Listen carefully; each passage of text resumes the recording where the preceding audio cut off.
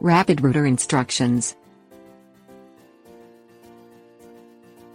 Rapid Rooter is a gardening tool used to root seeds or plant clippings for hydroponic gardens. Hydroponic gardening is done by using water instead of soil as a basis for delivering the needed nutrients for growing plants.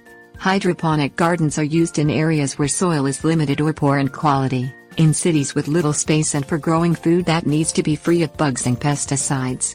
Rapid Rooter has the composted organic material and plant-derived polymers needed to start a hydroponic garden. Roots can be formed with the Rapid Rooter tool in as little as 10 days.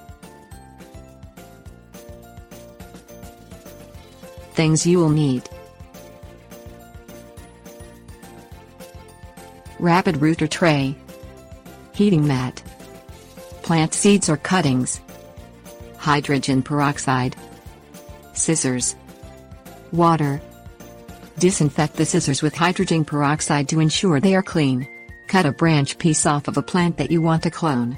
You may also collect seeds from plants if you decide to grow by seed rather than from clippings. Wet the plugs on the tray of the Rapid Rooter completely. Insert the piece of plant branch that was cut into a plug, or place the correct number of seeds into each plug. Make sure to only one cut branch goes into each plug. Fill the Rapid Rooter tray with 1/4 inch of water. Cover the tray with the cover provided with the Rapid Rooter. Place the tray on a heating mat. Check each plug daily. Fill the plugs with another 1/4 inch of water as they become dry. Check the bottom of the plugs to see if any healthy roots are growing after 1 week. It may take up to 10 days before the roots are fully developed and ready to be transplanted. Transplant the roots into a larger hydroponic system or directly into your garden once you are able to see roots showing on all sides of each plug.